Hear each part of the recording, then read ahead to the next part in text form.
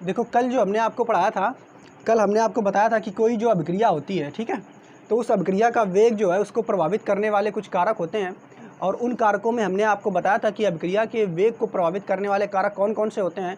तो पहला हमने बताया था ताप होता है, दूसरा सांद्रता, तीसरा उत्प्रेरक, ठीक है। तो ये अभिक्रिया के वेग को प्रभावित करने वाले कारक होते हैं, कल समझाया भी था आपको, है ना। और आपको एक बात बताई थी बच्चों कि अभिक्रिया को वेग को प्रभावित करने वाला जो कारक एक सांद्रता होता है ना, एक सांद्रता।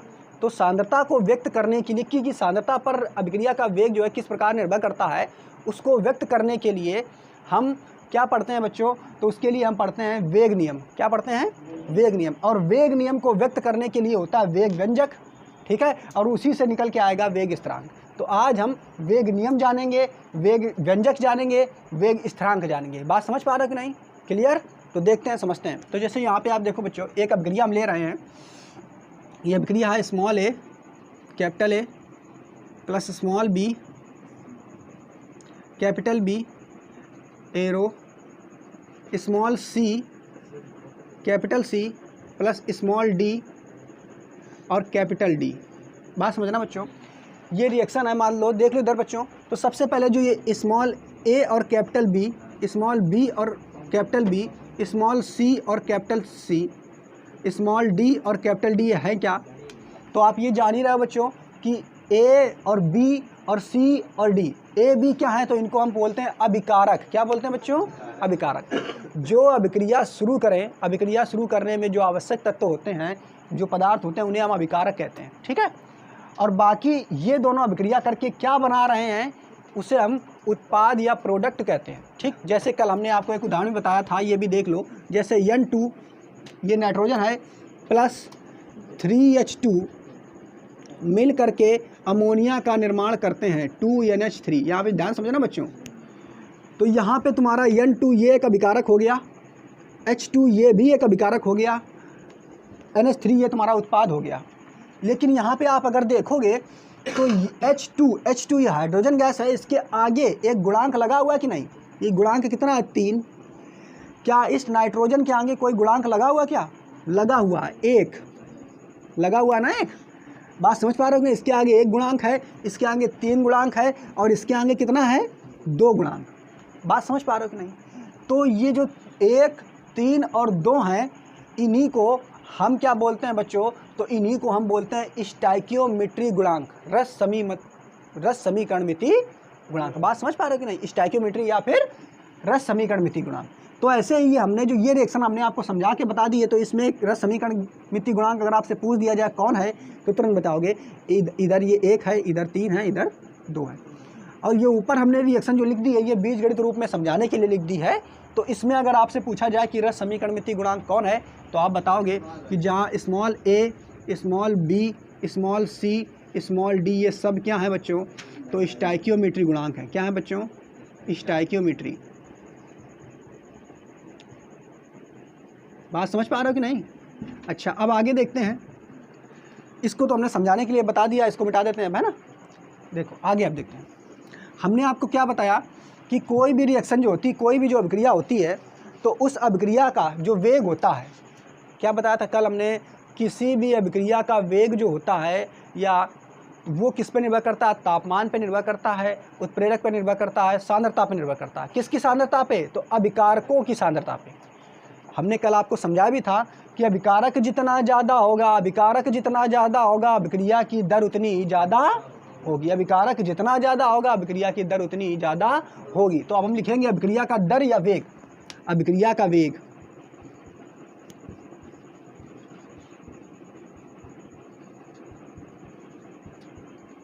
ठीक है। अभिक्रिया का जो वेग होता है सीधे और सीधे समानुपाती होता है बच्चों, किसके? अभिकारकों की सांद्रताओं के गुणनफल के बराबर। किसके बराबर होता है बच्चों? अभिकारकों की सांद्रताओं के गुणनफल के बराबर। लिख लो, अभिकारकों की सांद्रताओं के गुणन। क्या बताया बच्चों? अभिक्रिया का जो वेग होता है अभिकारकों की सांद्रताओं के गुणन के समानुपाती होता है। मतलब अभिकारकों की सांद्रता का गुणन का मान जितना ज़्यादा होगा अभिक्रिया का वेग उतना ही ज़्यादा होगा। देखो समझो, जैसे ये एक अभिक्रिया है, इसको हम दे लेते हैं, जैसे मान लेते हैं ये ए और बी है। ए का मान मान लेते हैं ये 10 किलोग्राम है, बी का मान हम मान लेते हैं ये 20 किलोग्राम है। ठीक है, अब मिल करके सी और डी बना रहे हैं, सी और डी उत्पाद बना रहे हैं नहीं। और फिर देखो इन ये मिल करके जब बनाएंगे तो इनमें जो अभिक्रिया का जो दर होगा मान लेते हैं वो कुछ होगा। ठीक है, अब फिर हमने क्या किया, कर दिया, इसको हमने बढ़ा करके 20 कर दिया और इसको हमने बढ़ा करके कितना कर दिया, 30 कर दिया। तो अब जो अभिक्रिया का दर आएगा बच्चों वो और ज़्यादा हो जाएगा, यानी अभिक्रिया का वेग जो होगा वो बढ़ जाएगा। क्लियर, यानी अब उत्पाद और जल्दी बताएगा। कल हमने इसको समझाया भी था आपको। ठीक, अच्छा आगे देख लेते हैं।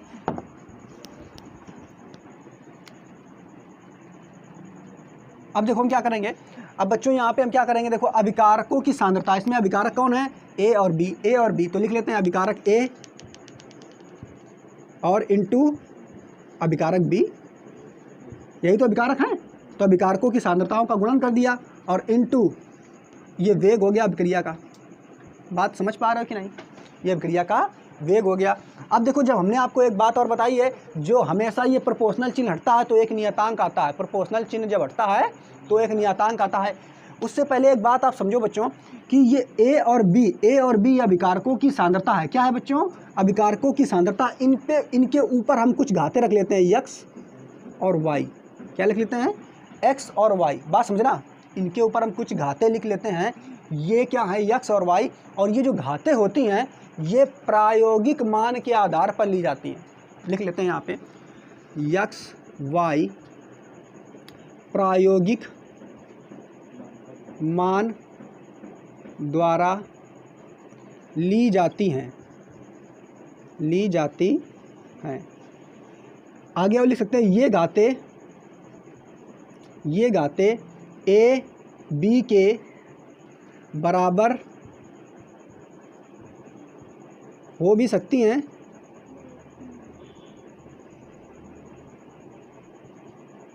और नहीं भी। बात समझना, क्या बताया बच्चों, हमने जो यहाँ पे ये कुछ घाते रख ली हैं। देखो पहले सबसे पहले समझना ध्यान से, हमने क्या बताया, ये एक अभिक्रिया है, इस अभिक्रिया का जो वेग होता है वो डायरेक्टली प्रोपोर्शनल होता है किसके, अभिकारकों के सांद्रताओं के गुणनफल के बराबर। तो अभिकारक की सांद्रता ये है, इसकी सांद्रता ये है, इनका गुणनफल करा दिया, इसकी सांद्रताओं के समानुपाती होता है कि नहीं। अच्छा, इसके साथ ही बच्चों हमने क्या कर दिया, ए की घात हमने x कर दिया, बी की घात हमने y कर दिया। x और y जो है ए और बी की सांद्रताओं पर चढ़ी हुई घातें हैं और ये घातें इनके a और b के बराबर हो सकती हैं। मतलब x जो है तुम्हारा a के बराबर भी हो सकता है, y जो है तुम्हारा b के बराबर हो भी सकता है और नहीं भी। कुछ कंडीशन में ये x जो है a के बराबर होगा और कुछ कंडीशन में नहीं होगा। ठीक, तो वो हम आपको बाद में समझाएंगे। अब देखो अब क्या करेंगे बच्चे, वेग बराबर निकालेंगे तो ये प्रोपोर्शनल हटता है, तो हमने आपको बताया एक नियतांक आता है, तो यहाँ पे बराबर आएगा और साथ ही साथ एक नियतांक आता है। वो नियतांक क्या हो गया, k। क्या हो गया बच्चों, k। और ये हो गया a की घात x गुणा b की घात y। क्लियर, यहाँ तक समझ में आया। अच्छा, इसके बाद देखेंगे बच्चों कि तुम्हारा जो ये वेग होता है, कल हमने आपको बताया था कि जो वेग का दर होता है किसी अभिकारक का, जो वेग का दर होता है, तो अभिकारक क्या होता है, जैसे जैसे अभिक्रिया होगी तो अभिकारक तुम्हारा घटता जाता है कि नहीं, पक्का घटेगा। तो इसका वेग का दर हमने आपको बताया था, अभिकारक के वेग की दर क्या होती है बच्चों, याद होगा आपको, डेल्टा आर बटे डेल्टा टी, अब वो भी माइनस का होता है। तो अभिकारक के वेग को ऐसे भी तो लिख सकते हैं। तो अभिकारक का वेग आएगा, ठीक, बराबर के ए की पावर एक्स इंटू बी की पावर वाई। वास्तव में बच्चों जो ये हमें प्राप्त हुआ है समीकरण, ये जो हमें व्यंजक प्राप्त हुआ है, इसी व्यंजक को हम क्या कहते हैं, वेग व्यंजक। यही व्यंजक क्या है बच्चों, वेग व्यंजक। बात समझ पा रहे हो कि नहीं। ये जो हमने निकाला है यहाँ तक इसको सॉल्व करके, तो ये जो व्यंजक प्राप्त हुआ है बीजगणित के रूप में, इसी व्यंजक को हम क्या कहते हैं, वेग व्यंजक। और जहाँ पे ये इस वेग व्यंजक में जो स्थिरांक आया है k, इस k को हम क्या कहते हैं, वेग स्थिरांक। क्या कहते हैं बच्चों, वेग स्थिरांक। फिर से समझना, हमने क्या लिया, ये एक रिएक्शन ली। इस रिएक्शन में हमने आपको बताया कि जो कोई अभिक्रिया का वेग होता है वो अभिकारकों की सांद्रताओं के गुणनफल के समानुपाती होता है। तो इसके बाद फिर हमने क्या किया, इसको बीजगणितीय रूप में लिखा और यहाँ पे प्रोपोर्शनल हटाया तो यहाँ बराबर आ गया, साथ ही साथ एक नियतांक आ गया, उसके ऊपर x घात, उसके ऊपर y घात। क्लियर। तो इस प्रकार ये हमें एक व्यंजक मिल गया और इसी व्यंजक को हम वेग व्यंजक कहते हैं। जो k आया है उसको हम वेग स्थिरांक कहते हैं और जिस नियम के द्वारा हमने इसको लिखा है, पूरा सॉल्व किया है, उसी को हम वेग नियम कहते हैं। बात समझ आ रही कि नहीं। अच्छा, एक चीज़ और यहाँ पे देखो बच्चों, यहाँ पे हम और क्या देखेंगे, x और y इन दोनों को अगर हम जोड़ दें, देखो बच्चों x और y को अगर हम जोड़ेंगे तो मान लेते हैं इसको n कर लेते हैं। क्या कर लेते हैं, n। तो n बराबर x प्लस y होता है। ठीक है, n बराबर x प्लस y कर दें तो n जो होता है, n इसे हम कहते हैं अभिक्रिया की कोटि। क्या कहते हैं बच्चों, अभिक्रिया की कोटि। तो अभिक्रिया की कोटि क्या होती है, तो अभिक्रिया की कोटि क्या होती है, किसी अभिक्रिया का वेग व्यंजक लिखने पर उसके ऊपर जो प्रायोगिक घातें होती हैं, उन घातों को जोड़ने पर जो मान प्राप्त होता है वही मान उस अभिक्रिया का वेग व्यंजक कहलाता है। ठीक, बात समझ पा रहे हो कि नहीं। जैसे हमने आपको एक रिएक्शन बताई थी, ये वाली देखो बच्चों, N2 + 3H2 एरो 2NH3। अगर हम आपसे कहें इसका वेग व्यंजक आप निकालिए तो आसानी से निकाल सकते हो। सबसे पहले कैसे लिखोगे आप, इसको लिखोगे वेग बराबर स्थिरांक के आ जाएगा और यहाँ पे अभिकारक ही तो लिखना है, तो अभिकारक आ जाएगा N2, पहले N2 आएगा, फिर गुणा लिखोगे H2 के ऊपर घात कितनी आएगी, 3 आएगी ना, 3। अब देखो इसके ऊपर कितनी घात है, N2 के ऊपर तो 1 है ना, 3, इसके ऊपर 1 घात आ गई। तो ये जो समीकरण बन गया है इसी को हम वेग व्यंजक कहेंगे। क्या कहेंगे, वेग। किसका वेग व्यंजक, तो इस अभिक्रिया का। अब इसमें हम कहते हैं इस अभिक्रिया की कोटि बताओ। तो क्या करना होगा, इसमें जो ये घातें हैं इनको जोड़ दो। तो घातें कितनी है बच्चों, 3 और 1 4। तो n बराबर कितनी आ गई, 4। तो इस अभिक्रिया की कोटि अगर आपसे कोई पूछेगा कितनी है तो कितनी बताओगे, 4। बात समझ पा रहे हो कि नहीं, कोटि कितनी होती है, 4। ऐसे ही किसी भी रिएक्शन की आप कोटि निकाल सकते हो। बात समझ पा रहे हो कि नहीं। अब हम ये पढ़ लेते हैं। देखो बच्चों, इसके बारे में जो हमने इतना आपको समझाया है इसके बारे में थोड़ा सा हम पढ़ लेते हैं। लिखा वेग नियम क्या है, तो वेग नियम वह व्यंजक है, ये वाला व्यंजक, ठीक, जिसमें किसी अभिक्रिया के वेग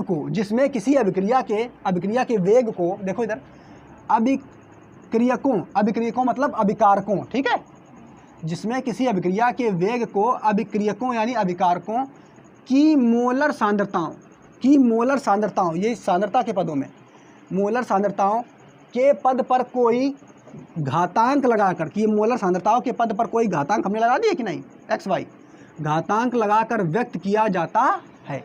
यही क्या कहलाता है, वेग नियम। यही क्या कहलाता है, फिर से सुनो क्या कर रहा है, वेग नियम वह व्यंजक है, ये व्यंजक है वेग नियम पूरा।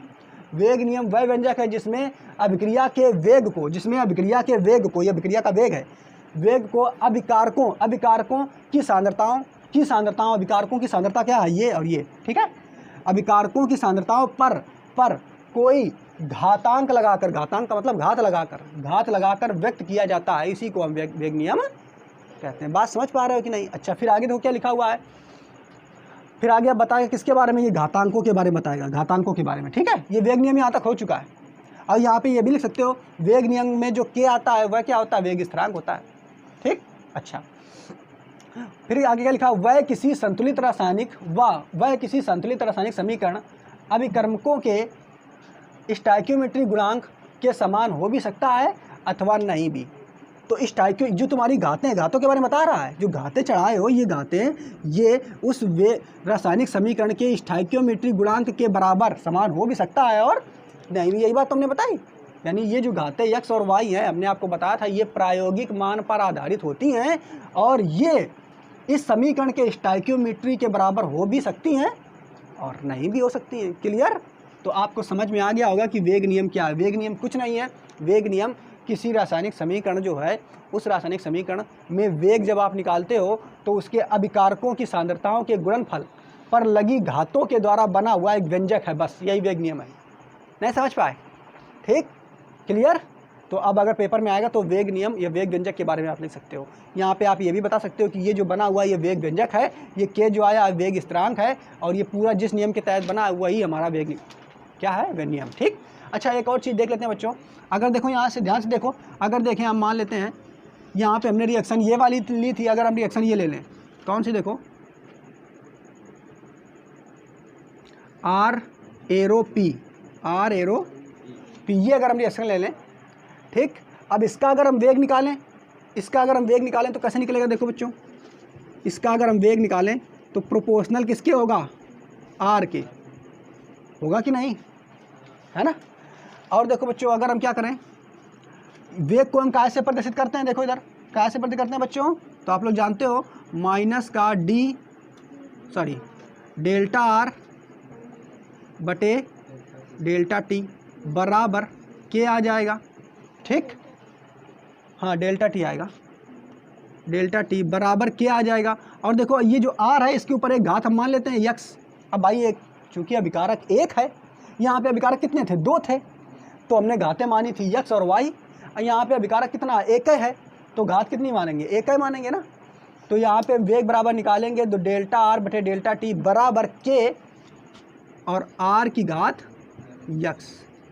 तो यहाँ से तुम्हारा वेग व्यंजक एक, अगर तुम्हारे पास एक अभिकारक है तो उसके लिए वेग व्यंजक ये आएगा, अगर तुम्हारे पास दो अभिकारक है तो उसके लिए वेग व्यंजक ये आएगा। बात समझ पा रहे हो कि नहीं।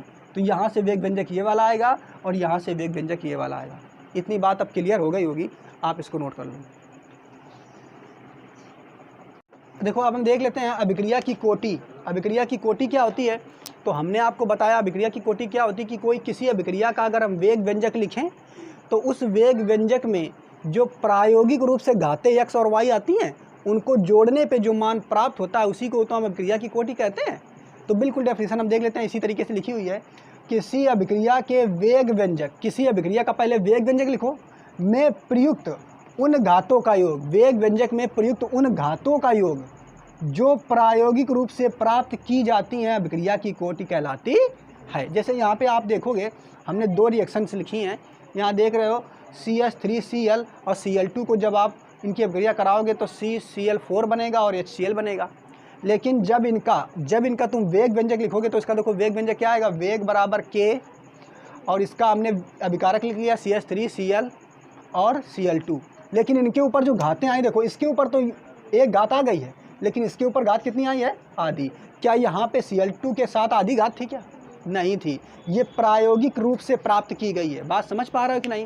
अब इनको जब तुम जोड़ोगे, तो इसका देखो कितना मान निकल के आएगा, n बराबर 1 प्लस 1/2 यानी 3/2।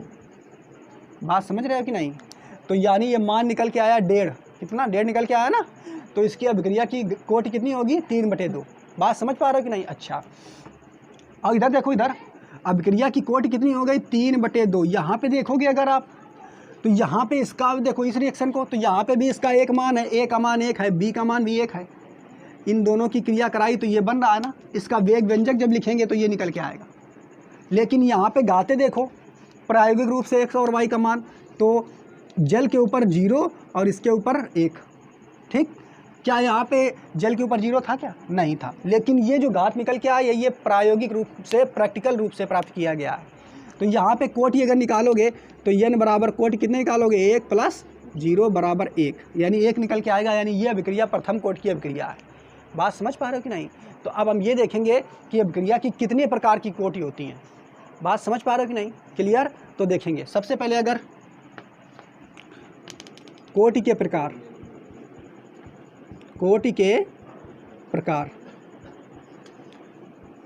ठीक है। तो कोटि के प्रकार कितने होते हैं, तो पहला लिखोगे प्रथम कोटि की अभिक्रिया, प्रथम कोटि की